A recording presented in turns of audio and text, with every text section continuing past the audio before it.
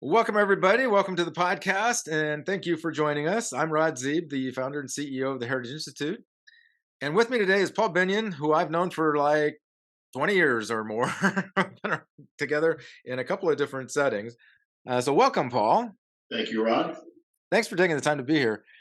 It's interesting now. Paul will explain a little bit about Hanlon and investments who you work with, but Paul has been involved with us since the very beginning, and as you all know, our focus is all on what do the clients want and what's their desired outcomes. And we were both mentored by a guy named Jack Beatty back in the day, who would say, your clients don't care what you do. Even if they ask you what you do, they don't care. What they really want to know is, what do you do for me? And you don't know what you do for them until you ask them enough questions so you can get their desired outcomes and be able to provide what it is that they want. So with that kind of a frame, that's really where you guys still start, right? I mean, that's where you start is, what do you want? I mean, where are you coming from? Yeah, absolutely. I think the genesis of our relationship, our friendship, Rod, really started with the like-minded passion that what was being served up, be it the estate planning side and the asset management side, was really disconnected from an increasingly aging baby boom population. I think what Heritage has done, the Heritage Institute's done, and I, in my past former life, and now with my new firm Hanlon, has done is to kind of morph the conversation and marry the two together in a much more meaningful way. To your point, no one cares what you do; they just care what's in it for them. And so, I think the success for a client, ironically, is very much wrapped up in the success of our two firms. Mhm. They're not mutually exclusive. They very much jive together. You don't have to have a money first objective or philosophy to achieve stellar results and to bring value. In fact, quite frankly, as the Heritage Institute preaches, when you remove the money from conversations, oftentimes you get much cleaner, clearer conversations that are much more meaningful to the family. And the title of this is connecting clients' values and beliefs to the structure of their income plans. How do you guys do that? I mean, that's what you do. It is, and it really starts off with the whole mantra of the Heritage Institute. Better listening, better conversations, better outcomes. Right. So as the old adage goes, God gave us two ears and one mouth because we're Right. supposed to listen twice as much, right? So, and I know it's unfortunate that that's not necessarily the case. And I think partly, and not to get too deep and too off subject, but this is a very much a male-dominated industry, the advisory world, and we're men are hunters and gatherers. We're problem solvers. We're not listeners. We tend not to be very empathetic. We rather tell you answers before we even hear what you need, and that's been accepted for hundreds, if not thousands, of years. Unfortunately, in the new world order, that's actually not really very beneficial. So what we're doing at Hanlon is very much rooted in the DNA of the Heritage Institute, which is let's listen first. So, for instance, data gathering is important, but data gathering is very much like estate planning. It's only useful in the extent of the information you're getting. It doesn't actually do anything really that valuable outside of the information you're gathering. Just like an estate plan does nothing more than just create the orderly execution at death of passing of wealth. It doesn't create the blueprint for the family dynamic and the family vision statement and all the things that are important. It doesn't pass the values with the valuables. Um, and that's unfortunate. And I think that's the same thing we're trying to do at Hanlon. If we just manage wealth for people, one could say that everybody wants to grow money and not lose it. Mhm. Okay, just like everyone in estate planning wants to basically pass as much money tax free to next generation, but it doesn't actually get to the essence. It doesn't actually get to what are you personally trying to do. Or income planning does, which is why we've kind of morphed. And I spent the last 20 years of my professional career and even my personal life really migrating towards the idea of a better listening, better conversation, better outcome, because I think it's what everybody wants. It's very much in the client's best interest and the family's best interest. And it benefits everybody involved because it allows you to be more useful. And if you understand that, you can do a different investment policy if you understand where they're really coming from, as opposed to just, I want to make more money or whatever. Great point, Rod.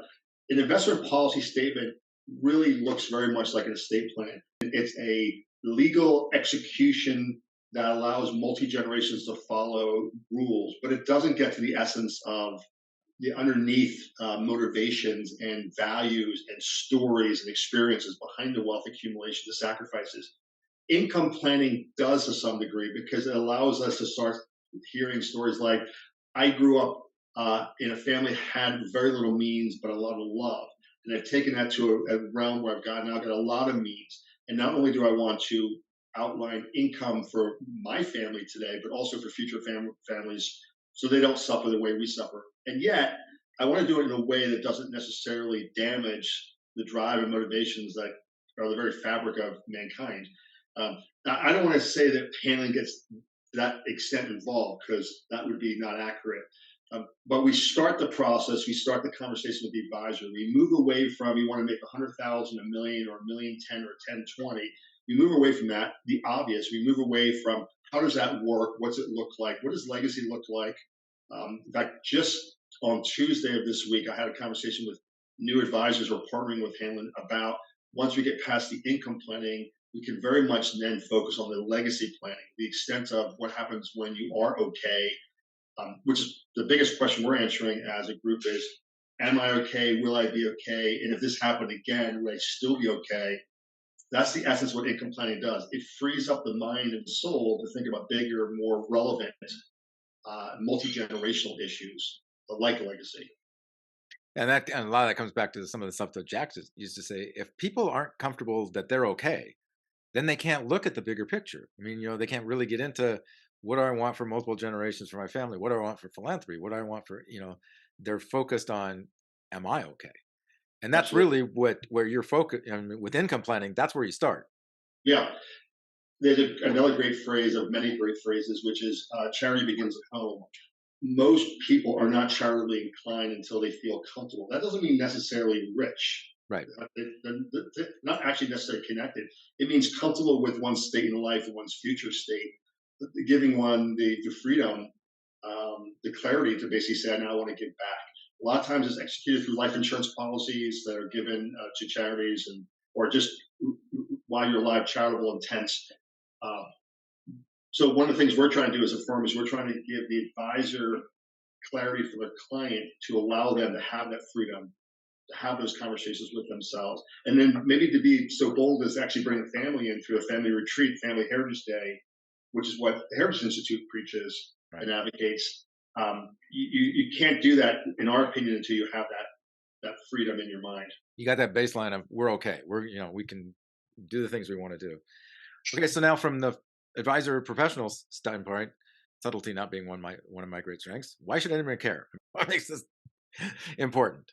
Fantastic question, because we all know the devil you know versus the devil you don't know is an easier state in life to be, right? I mean, we have plenty of people complaining about friendships, marriages, their jobs, all kinds of things, and yet never change, right? So I guess one of the things to do is to try to empower people to want to change and make change. But yeah, I mean, the single biggest distractor of the mission of the Heritage Institute and Hanlon is, well, I've always done it this way. Why would I change? Or you get well, I inherited these assets from my father, my mother, and my grandparents. Good enough for them. Why not good enough for me? And it's a challenging conversation to have. But what worked 100 years ago isn't necessarily the same formula that's going to work today or 50 years from today.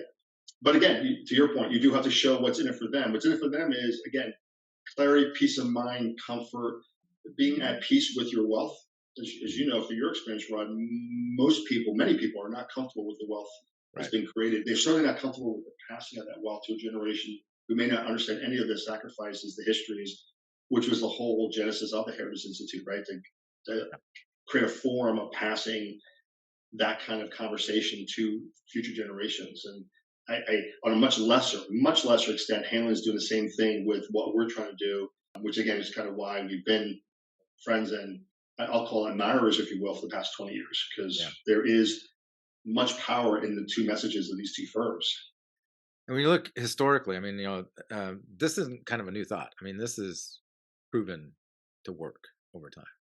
It is one thing to have a theory or a thesis. It's another thing to have true live experiences.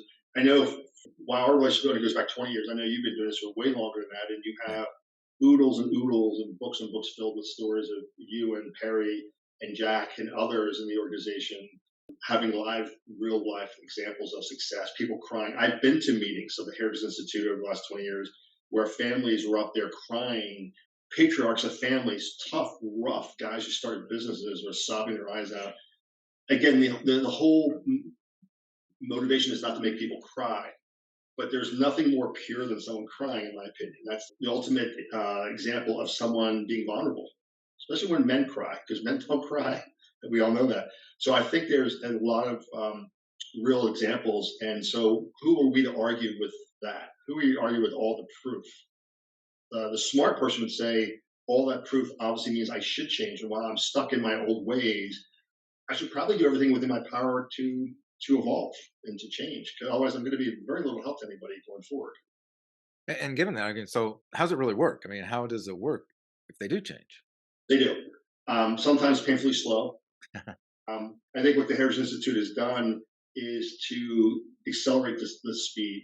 Uh, we are trying to do the same thing. We're trying to accelerate the acceptance and speed of change by introducing and having adopted new ideas of how wealth should be managed.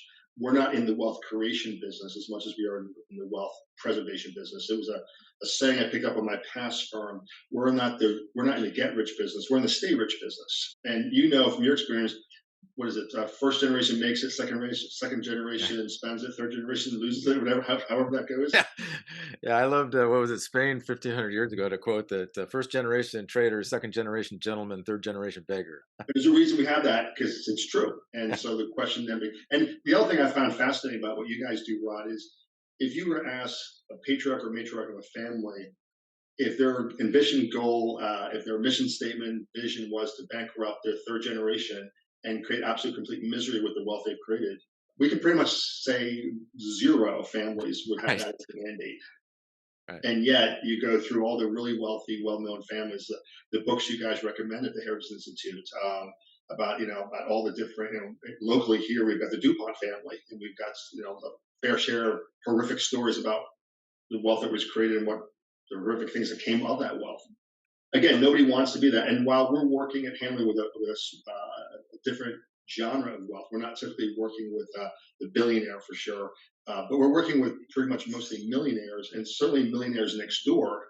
Mhm. People who work 40 years, who accumulated, don't even consider themselves to be billionaires or wealthy.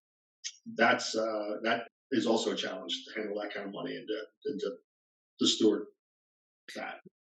Yeah, I remember working I was doing a workshop with a bunch of families. They were at, round tables. And I said, okay, as a group, decide how much money do you think it takes to hurt like an 18 to 21-year-old kid, 22-year-old kid, if they inherited it. And so they all did their thing. And the highest number that they came back with was $100,000. Because, one of them, I said, really? And one goes, well, think about it. My son right now is 18. He's getting ready to go to college. If I give him $100,000 today, you think he's going to go to college? You know, you know. And so then the question is, okay, so if you're going to leave more than $100,000, what do you think? Should we be, because when you ask those questions, and you kind of hit it earlier, a lot of times the answers you get are all negative.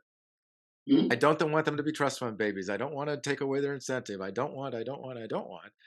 And you've got to get them then focusing. Okay, so what do you want? What's the purpose of doing this investing and making it so that it's there? That's a surprising number, around $100,000, I know because it shocked me. not a lot. It's not a lot. It's a lot. Don't get me wrong, but it's not a lot. And to have someone's life destroyed by it, and I guess to some degree it depends on how old the child is. An 18-year-old is going to act differently than a 28-year-old. But one of the things that was interesting when they took away the stretch IRA, Mhm. which was indefinite period of time to 10 years, the big pushback was it's going to ruin people's, well, when they inherit that money and have to force it out within 10 years, it's going to dramatically or potentially or dramatically change the tax burden.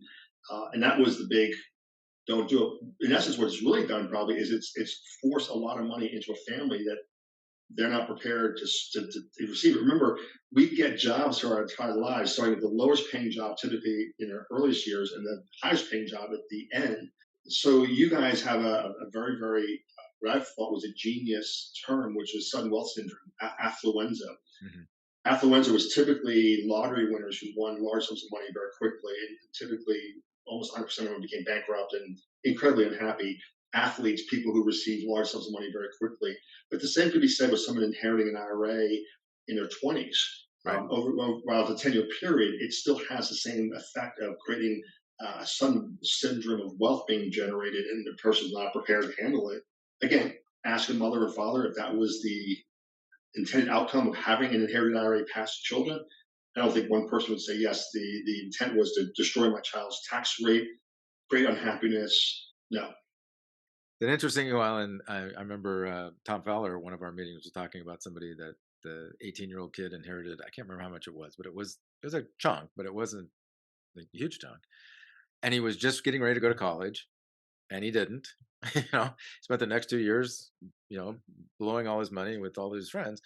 And so 2 years later, he was broke, but he didn't want to go back to college because now all of his friends were juniors and seniors, and he was going to start as a freshman. He said, this gift from dad, without anything behind it, or grandfather, I guess it was, totally ruined the kid. And he said, this grandfather, if you would have talked to him, that's the last thing he wanted. He wanted to give the kid a step up, not a step back. So, And what's really sad too, Rod, is you don't get a chance to redo that once it's done. right, Like to your point, that kid, while only 2 years of his life has passed by, it has created a fundamental change in the way he thinks about going to school. Likely meaning he doesn't go to school, and who knows what that changes. And again, obviously, how one is affected probably is a function of how much they receive and how early they receive it. But nonetheless, it's still going to create something. Money was really designed to be a vehicle of change and ability to do something positive with it. In essence, it typically does the exact opposite. So one of the things we have to be very careful of at Hanlon when we're doing income planning and talking about management of wealth is how big can this bucket be, needs to be, and more importantly, probably is what happens to it. Everyone, I'd say probably 80% of the people we work with, the children are the benefactors of the money at death. But when you start having conversations about, okay, well, how are they going to receive it? They're like, what do you mean? And like, so you're dead. So you have a person who they've never met. Let's call that an attorney. They've never met this attorney. Is going to bring them into an office, call them, text them, or even Zoom them, and tell them they've inherited $1 million. Is that really, in your mind, the best way for your children to receive that kind of information? And or would it make sense to have maybe more of a rule book and more of some counseling from you as a parent before it happens? Most people agree with the latter, and yet when you talk to them, what have they done about that? It's usually nothing. They created an estate plan, a trust, living wills, advanced directives, and they kind of stopped. well, it was interesting we just had a meeting of our HTP master HTPs, and one of them put it in a different context because when a lot of times we say, okay, so look down the road 20 years and what's going to happen, and she flipped it and said, okay, so imagine you died yesterday. Now what's it look like? Yeah. And that really changes. It's like, whoa. Well, Rod, I'm sure you're the same way. I know my wife and I struggle with what it looks like for our kids, and unfortunately, oftentimes you kick the can down the road because life gets in the way. And as they say, Right. life has a habit of getting in the way. Unfortunately, you don't know when you're going to be taken, right? So it's one of those things. Better. So we have people who will say, well, I'll do my income plan, next year, or I'm only 55 years old. Why would I need Right. this? And you get these kind of excuses, what we refer to as stiff arms. But unfortunately, tomorrow you may not have time to do it, and oftentimes you may not be dead. You may just be incapacitated Right. and in a position not to do it. So, as they say, don't wait, because if you wait too long, I mean, Jack was taken early. Jack Beatty was taken early, Right. as we all know, right? And while Jack accomplished a ton, I bet you Jack had things he wanted to accomplish before he was taken, right? So, as I say, there's no time like the present. Yeah. And now, when professionals work with you, financial advisors work with you, how do you help them with this? Well, I think one of the biggest things, Rod, is just identifying and listening to what they've been doing, and maybe sharing with them what they could be doing. Certainly, an introduction to the Heritage Institute, it makes sense. I mean, again, we can't do that until they feel comfortable with the whole conversation about what they're supposed to be doing as advisors. Right. And many advisors, as you know, Rod, are still asset gatherers. In fact, you still have the term, are you an asset gatherer or an asset manager? An asset gatherer is still considered someone who just gathers. An asset gatherer is really someone who counsels, consults. They oftentimes have a confidant next to them, maybe a CPA. That's the person who's mostly responsible for the success and or failure of a client family. So when they get that and they come to us and they say, I want you to help me. I like the idea of partnering, the idea of collaborating and coordinating the effort. I like the idea of building a scalable and leveraging my time. Um, then they say, okay, what do we do? And then we say, well, you really need to meet Rod Z with the Heritage Institute because they're the source expert when it comes to these conversations transcending the wealth. Remember Tom Fowler's definition of the trusted professional or trusted advisor, whatever you want to call him, is if you're the person that they call no matter what comes up, even though it's not something you do, you know, because they Sure. trust you, they go find whoever it is that they need to talk to. But that's really, the position you want to be in is you want to be the person that they call. You know, Absolutely. You see that in movies all the time. A wealthy family, someone gets in trouble, the attorney is the first one called. It's interesting too, Rob, because we believe in this so much at Hanlon that we source out all the money management. We ourselves don't manage the money. We manage the big strategic, what we call asset location decisions, not the asset allocation. But the mhm, managers themselves that we hire, and that could be everything from Northern Trust, who obviously is one of the elephants in the room when it comes to wealth transfers, going back to the robber barons, but Vanguard, BlackRock, Dorsey Wright, Beaumont, Russell Wilshire, Ocean Park. There's a lot of managers we work with, but we source it out because if we're going to be managing money, we too fall victim right. to being conflicted. We need to hire people, and then we can say to an advisor and their client, "You have our full attention," because we're no longer making management decisions. We can now manage the asset location and the asset distribution and the introduction to the Harris Institute. So we are very much practicing what we preach. And the fact we're not a money manager per se, we're the manager of the managers. Right. All right. So, what are a couple of things you'd like people to walk away from this going, okay, I got that? Well, I think the most basic and easiest thing would be to if you're listening and you're hearing what you believe is relevant in your world, and hopefully it is, you're picking up the phone and calling us. Yeah. You're either calling the Heritage Institute directly, or you're calling Hanlon, or you're calling Paul Binnion. You're calling somebody. You're not just listening and saying good information, thank you, and moving on. Because again, life will get in the way. The takeaway is pick up a phone, call. From there, who knows what happens? My guess is we have conversations, we listen, we have better conversations, and you actually get something valuable out of this. Um, if not, as they would say in sports, no harm, no foul. But there's more harm in not doing something than actually acting. And this is another kind of testimony to collaboration. I mean, nobody can do it all. And that's the thing. A lot of professionals think that they need to do it all, and there's no way they can. I mean, no institution can do it all. So, Yeah. like you said, call somebody who can and, work with them. And so now to get a hold of you, it's hanlon.com, HANLON.com.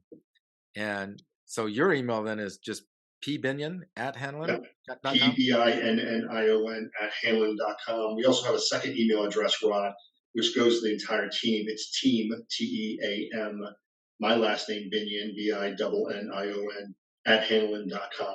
Okay. Those are the emails. Probably the easiest way to get us is by email, yes. Yeah. Okay.